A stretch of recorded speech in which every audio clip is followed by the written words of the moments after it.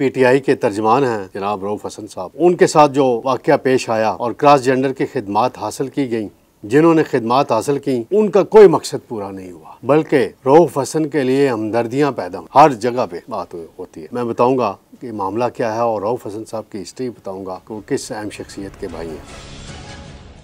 बिस्मिल्लाहिर्रहमानिर्रहीम। मैं हूँ तारिक सुमैर, डेली मुमताज़ डिजिटल के साथ। नाज़रीन, पीटीआई के तर्जमान हैं जनाब रऊफ हसन साहब।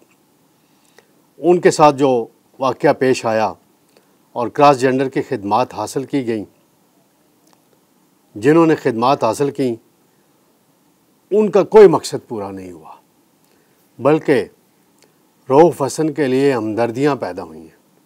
हर जगह पे बात होती है।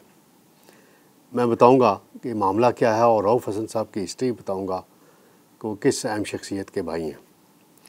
फिर दूसरा मामला है, चौधरी परवेज़ इलाही साहब तवील अरसे बाद रिहा होके अपने घर पहुँचे हैं। उन्होंने चौधरी शुजात से सुलह के लिए एक बड़ी शर्त आयद कर दी है।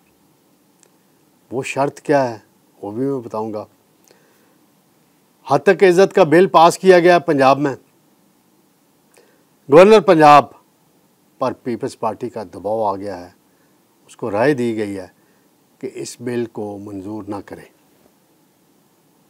और पीपल्स पार्टी ने साफ़ियों के साथ खड़े होने का फ़ैसला किया है। नून लीग का साथ नहीं देगी वो। फिर एक और मामला है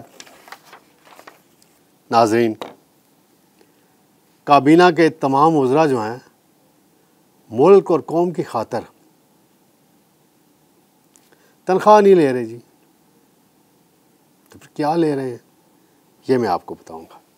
सबसे पहले मैं आऊँगा नाज़रीन रऊफ हसन साहब के मामले पे।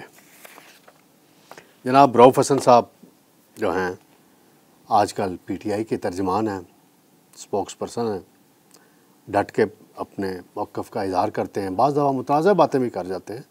अदलिया के हवाले से चीफ जस्टिस काजी फ़ाइज़ ईसा के मतलब उन्होंने चंद हफ़्ते कबल बड़ी मुतनाज़ा और गलत बातें की थी।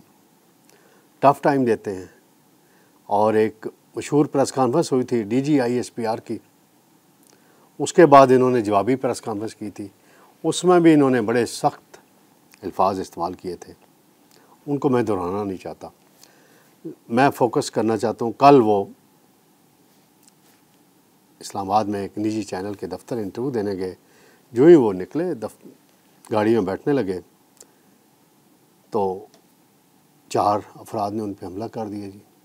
पता चला जी कि वो उनको हायर किया गया था। उन्होंने ब्लेड मार के उनको ज़ख्मी किया। क्रॉस जेंडर के लोग थे। हालांकि वो पिसा हुआ तबका है, मज़लूम तबका है पाकिस्तान के अंदर, और हर चौक में, हर चौराहे में वो खड़े होते हैं, अपने भीख भी मांग रहे होते हैं। कोई पार्टियों में भी जाते हैं, वो भी उनका रोज़गार उनके लिए होता है। शादी की तकरीबात में भी जाते हैं अपने रोज़गार के लिए, पेट पालने के लिए। लेकिन इस वाक़या ने एक बड़ा अजीब व गरीब सूरत हाल पैदा कर दी है। पहले एक समी इब्राहिम के साथ भी इसी तरह की कोशिश की गई थी, और ये बड़ी अफसोसनाक बात है। ये तरीके इख्तियार करना जिसने भी किया है, ये तो रऊफ हसन साहब बताएंगे, तफ्तीश में आएगा। लॉ मिनिस्टर भी सेनेट में बता रहे हैं, उन्होंने भी रिपोर्ट सारी मांगी है, सेनेट ने भी। तो ये बड़ी अफसोसनाक वाक़या है। रऊफ हसन साहब जो हैं वो तहरीक इंसाफ में मेरे ख्याल 16, 17, 18 के बाद शामिल हुए। वो इससे पहले पंजाब में जब शहबाज शरीफ चीफ मिनिस्टर थे, उनकी टीम का हिस्सा रहे हैं, मीडिया सेल में और भी इकनॉमिक टीम में हिस्सा रहे हैं। और ये जनाब फवाद हसन फवाद साहब के छोटे भाई हैं, जो मियाँ नवाज शरीफ साहब के प्रिंसिपल सेक्रेटरी रहे हैं। मैं 2 बातें सिर्फ यहाँ जोड़ना चाहता हूँ कि फवाद हसन फवाद जब प्रिंसिपल सेक्रेटरी थे तो उन्हें गिरफ़्तार किया गया, झूठे मुकदमे में फंसाया गया, और एक मेजर शहजाद होते थे DG नैब लाहौर, बड़े मशहूर DG नैब गुजरे हैं। वो बड़ी अक्ड़ होती थी उनके अंदर उस ज़माने में। तो उन्होंने कहा कि यहाँ साइन कर दें और वादा माफ़ को आप बन जाएं। और फिर एक स्टोरी भी फीड की गई चैनलों को कि वो रो पड़े। वो रोने वाला बंदा नहीं है, बड़ा बहादुर आदमी है। उसने बड़ी जुर्रत से जेल काटी कि एक भाई को उस वक्त ना हक जेल काटनी पड़ी, अपनी बात पे खड़ा रहा, जो कमिटमेंट थी अपने प्रोफेशन ब्यूरोक्रेसी में जो उन्होंने काम किया था, कभी उन्होंने कोई ऐसी गड़बड़ नहीं की थी, कोई फाइलों से कोई चीज़ नहीं मिली उनको जो उनके पीछे पड़े हुए थे। उनका जुर्म इतना था कि उन्होंने जनरल बाजवा साहब की जब अपॉइंटमेंट हो रही थी एज आर्मी चीफ, उन्होंने नवाज शरीफ को एक राय दी थी जब नाम पेश हुआ, क्योंकि ये बाजवा साहब को जानते थे, फवाद साहब रावलपिंडी में इकट्ठे शायद कॉलेज स्कूल के ज़माने से जानते थे। तो उन्होंने राय दी थी कि ये आप गलत फैसला कर रहे हैं। वो बाजवा साहब को पता चल गई थी, ज़ाहिर बात है हर चीज़ पता चल जाती होती है। तो बाजवा साहब ने दिल में रखी हुई थी। जो ही हुकूमत ख़त्म हुई, इलेक्शन अनाउंस हुए 2018 के, शाहिद खाकान नवाज साहब के साथ वो प्रिंसिपल सेक्रेटरी रहे, तो उन्हें गिरफ़्तार करा दिया गया और पीछे यही थे। और ये फवाद साहब बता चुके हैं। बताना मैं चाहता हूँ कि एक भाई को उस वक्त जैसे जावेद इकबाल के ज़रिए गिरफ़्तार कराया गया और एक भाई को क्रॉस जेंडर के ज़रिए ब्लेड मरवाया गया। बस इससे ज़्यादा मैं अब क्या कहूँ, बाकी आप लोग समझदार हैं, कहानी सबको पता है। नाज़रीन, एक और मामला है, पंजाब असम्बली ने बिल पास किया जी, हत्या की इज़्ज़त बिल है, बड़ा मुतनाज़ा बन गया है। हुकूमत का अपना मौक़िफ़ है, ठीक है, सोशल मीडिया पे मसाइल हैं, सोशल मीडिया पे इश्यूज़ आते हैं, लेकिन हर सूबे का अलग अलग कानून बनेगा, पंजाब में अलग बनेगा, सिंध में अलग बनेगा, केपी में अलग बनेगा। फेडरल सब्जेक्ट है, FIA मौजूद है, एक नई अथॉरिटी भी बनाई जा रही है, तो इतनी उजलत क्या थी, वो एक अलग बहस है। मैं जिस पॉइंट पे आना चाहता हूँ कि पीपल्स पार्टी इत्तेहादी है नून लीग की, और बड़ी अहम इत्तेहादी है। अगर वो सेंटर में आज जरदारी साहब या बिलावल कह दें कि जी हमारे MNAs साथ नहीं हैं, तो हुकूमत धड़ाम से गिर जाएगी।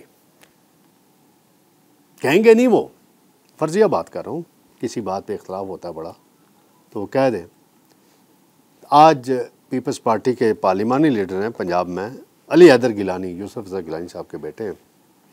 ये भी एक रिकॉर्ड है कि 4 भाई असम्बली में हैं, वालिद साहब चेयरमैन सेनेट हैं। उन्होंने बयान दे दिया है, उन्होंने कहा है कि इस बिल से पीपल्स पार्टी का कोई तल्लुक़ नहीं है, और बिल जब मंजूर हुआ तो पीपल्स पार्टी के कोई मेंबर ऐवान में मौजूद नहीं था। अब मेरी जो इत्तला है, सरदार सलीम हैदर गवर्नर पंजाब हैं, जो पीपल्स पार्टी के नामनी हैं, उन्हें पीपल्स पार्टी की क़यादत ने, हसन मुर्तज़ा ने भी और बाकियों ने भी पैगाम भिजवाया है कि आपने इस बिल की फ़ौरन मंजूरी नहीं देनी। ये बिल ठीक तरीके से नहीं बनाया गया, ये बड़ी मुतनाज़ा चीज़ें इसमें आ गई हैं, लिहाजा आप गवर्नर जो हैं उनके पास एक इख्तियार है, एक मरतबा वो बिल गवर्नमेंट को वापस भेज सकते हैं, मखसूस 15 दिन अपने पास रखेंगे, फिर वो ऑब्जेक्शन लगा के भेज, फिर दोबारा असम्बली में जाएगा। तो ये एक नई सूरत हाल पैदा हो गई है। चौधरी परवेज़ लाई साहब ने बड़ी जेल काटी है जी, बड़ी जुर्रत से जेल काटी है, बड़ी मुश्किलात, बीमार आदमी हैं, 74-75 साल उम्र हैं, और चीफ मिनिस्टर रहे हैं 2 मरतबा पंजाब के। उन्होंने मुशर्रफ दौर में जब चीफ मिनिस्टर थे, रेस्क्यू 1112 बनाई थी, जो आज तक कामयाब चल जा रही है। बड़े उनके कारनामे अच्छे हैं, काम काफ़ी किए कई हवालों से। तो उनके साथ जो कुछ हुआ, वो उसमें चौधरी परवेज़ लाई साहब की गलती है या नहीं है, वो एक अलग पहलू है, वो बड़ी लंबी बात हो जाएगी कि क्या वादा खिलाफ़ी उन्होंने की थी और इदारे क्यों उनसे नाराज़ हुए। अभी उन्होंने शर्त रखी है कि चौधरी शुजात साहब से और चौधरी वजाहत हुसैन से सिर्फ एक सुलह हो सकती है, एक शर्त पे हो सकती है, और वो कहते हैं कि गुजरात में मैंडेट चोरी कराया गया है। यानी चौधरी शुजात हुसैन के जो दो बेटे हैं, एक सालिक हैं, एक शाफे हैं, एक MNA है, मिनिस्टर बना है, एक MP है शाफे, वो पंजाब में मिनिस्टर है। और फिर ज़िमनी इलेक्शन में चौधरी परवेज़ लाई का मुकाबला हुआ चौधरी वजात हुसैन के बेटे से, मूसा इलाई उनका नाम है। तो बड़ी उन्होंने कहा कि मैंडेट वापस करें। अब मैंडेट पता नहीं उन्होंने वापस करना है या नहीं करना, लेकिन चौधरी शुजात साहब की बड़ी ख्वाहिश है और उनकी कोशिश है, तो बीमार रहते हैं, कि उनकी ज़िंदगी में ख़ानदान दोबारा इकट्ठा हो जाए। तो अब मामलात जो हैं ना चौधरी परवेज़ लाई के हाथ में हैं, ना चौधरी शुजात के हाथ में है। मामलात हैं मोनस लाई के हाथ में हैं, चौधरी सालिक के हाथ में, और हुसैन इलाई कह लें चौधरी वजात साहब के बेटे। अब अगर ये चाहें तो सुलह होगी, वरना सुलह होने का चांस नहीं लग रहा। नाज़रीन, आज बात पे हुई है सेनेट में बड़ी कि जी वफाकी वज़रा तनख्वाह नहीं लेते, सरकारी रिहाइशगाह और 300 लीटर पेट्रोल की सहूलत उन्हें हासिल है। और ये वज़ीर कानून ने बयान दिया है सेनेट में और कहा कि जी बड़ी अच्छी बात है अगर आप तनख्वाह नहीं लेते, तनख्वाह ज़रूर लेनी चाहिए। कितनी तनख्वाह है? 2,40,000 मिनिस्टर की। जो बाकी गड़बड़ होती है ना, वो रोकी जाए। तनख्वाह लें, करप्शन रोकें, लूट मार रोकें।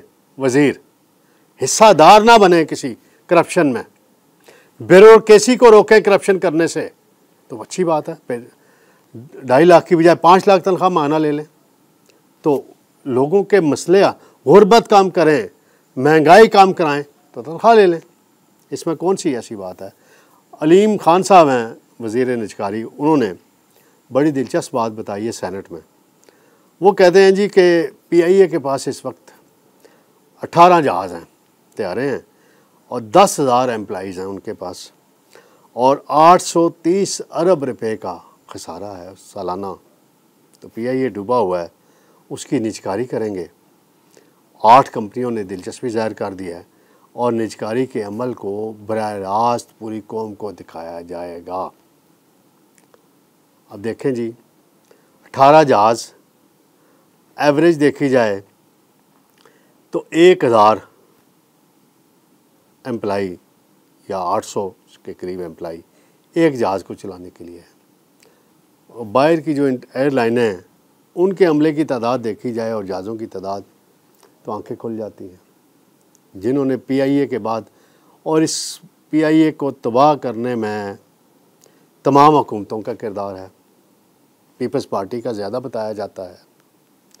और जो PTI के दौर में एक वारदात की गई पायलट्स के साथ, पायलट्स की डिग्री के मामले को, वो जो सरवर खान थे जिनकी अपनी डिग्री के बड़े किस्से कहानियाँ मौजूद हैं, अदालतों में क्या कुछ होता रहा, और उन्होंने जो, और PIA की सारी रूट्स बंद करा दिए थे यूरोप के और बरतानिया के और पता नहीं कहाँ के, तो उससे एक गलती से। तो ये नाज़रीन आज तक की ताज़ा तरीन सूरत हाल थी। इंशाअल्लाह कल आपके खिदमत में दोबारा हाज़िर होंगे। अल्लाह हाफ़िज़।